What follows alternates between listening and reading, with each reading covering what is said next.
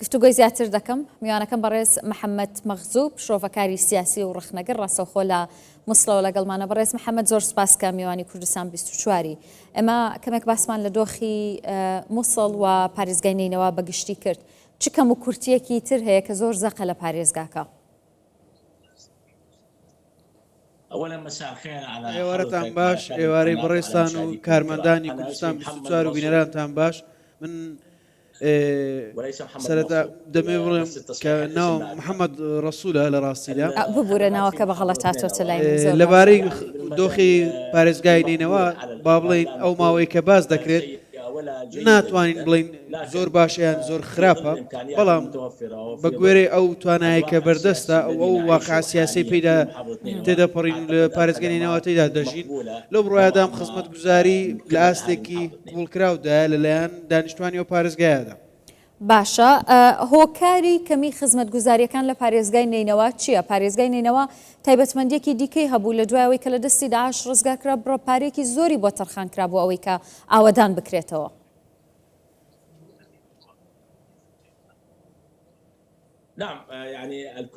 بەڵێ هەموو دەزانن پارێزگای نینەوە دوای ساڵی 2017 دوای ئازادکردنی لە دەست تیرۆریستانی داعش بووە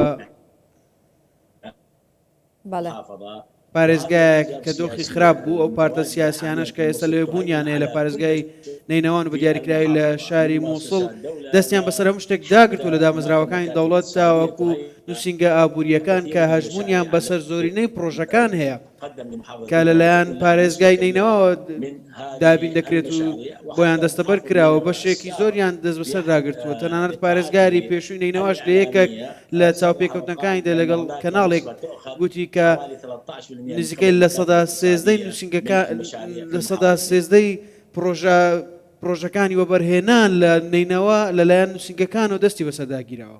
لەلایەن کێوە دەستی بەسەرداگیراوە کێ دەستی هەیە لەوەی کە ئەو پارەی بۆ پارێزگاکە تەرخان دەکرێت نەگاتە شوێنی مەبەست؟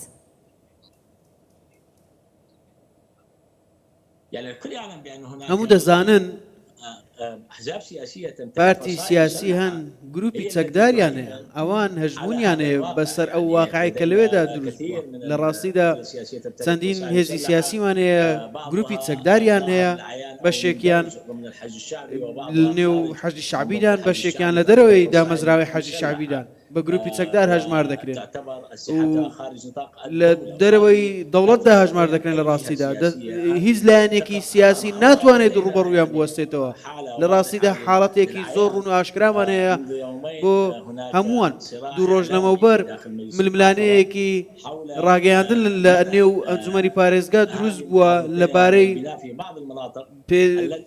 گەڕانەوەی بەشێک لە موڵک و ماڵامی دانیشتوانی نینەوە کە گروپە چەکدارەکان و بەشێک لە پارتەکان ڕێگە نادەن دانیشتوان کە بەڵگەنامەیان هەیە تاپۆیان لە ڕێگەیان پێنادە موڵک و ماڵی خۆیان بنیاد بنێن، باڵەخانە بنیاد بنێن. لە ڕاستیدا ئەنجومەنی پارێزگا و تا ئێستاش نەگەیشتە هیچ دەرەنجامێک بۆ ئەم بابەتە. باشە باز لە پارێزگای مووسڵ بکەین، شاری مووسڵ بکەین لەگەڵ پارێزگای هەولێریانی لە ڕووی مێژووەوە نزیکن لە یەکەوە لە کاتی بنیادنانیان و لە ڕووی جوگرافیاشەوە ڕووبەرەکەی و هاوسنووریشن لە یەکترەوە. چیڵێن بەو پێشکەوتنەی لە هەولێری پایتەختی هەرێمی کوردستان دەیبین و ئەو وێرانکاری کە لە مووسڵ هەیە؟ سیر کرد زۆر بەڕاشکاوی قسە بکەم.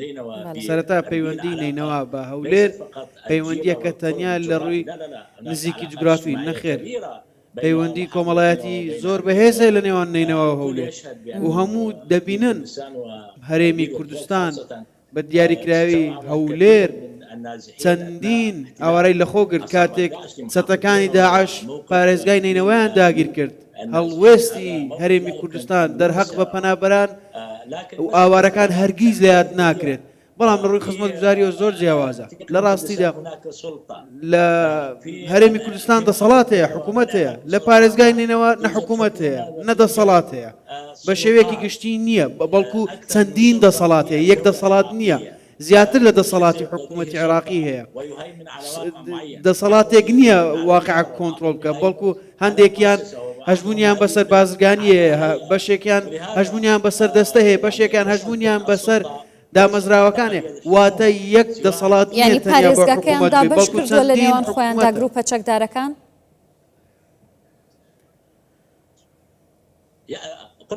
وەکو گوتم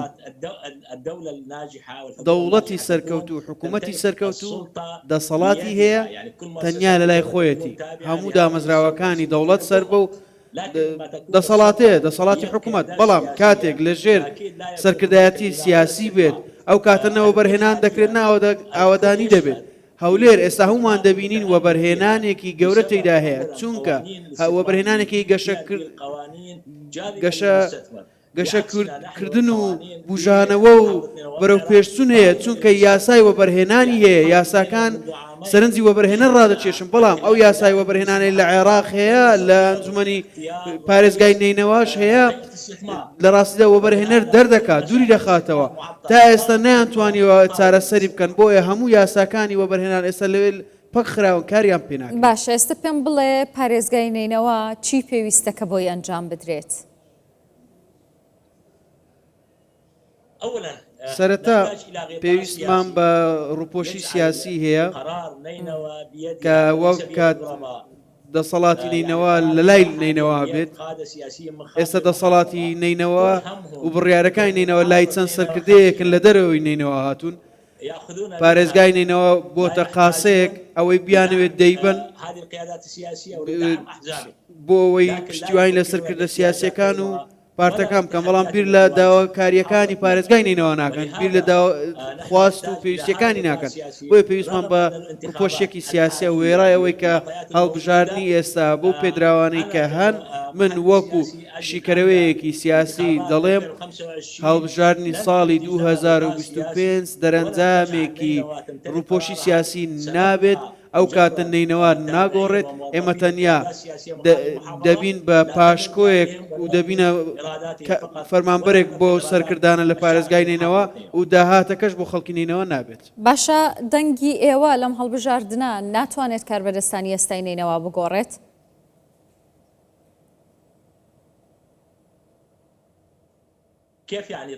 چۆن دەنگ بەکوێ بدەین؟ من کەسێک بێم لە ڕاگەاندن قسە بکەم دەبێت وەکو هاوڵاتیەک قسە بکەم هاوڵاتیەک تەنیا دەیەوێت وەکو مرۆڤێک بژی واتە سادەترین پێداویستیەکانی ژیان بوونیان نییە شکۆمەندی ئێمە کەرامەتی ئێمە پارێزراو نییە من ئەگەر بڕۆمە دەڕە لە ڕاگەاندن قسە بکەم وەکو هاوڵاتیەک دەبێت قسە بکەمیان دەبێت لە ماڵەوە دابنیشم لە ڕاستیدا ئەگەر ئەو درۆزنانە هەن یا ئەو دووڕوانەکە هەن ئەوانە دەنگی مووسڵ نین مووسڵ پێویستی بە پیاوانی بەهێزە بتوانن خواستەکانی شەقام بەدی بکەن لە ڕاستیدا بتوانن پارێزگایە بپارێزن ئەو پێویستە. دەستخۆش بەڕێز محەممەد ڕسوول شرۆڤەکاری سیاسی و ڕخنەگرن لە مەسڵ میوانی کوردستان 24 بوویت.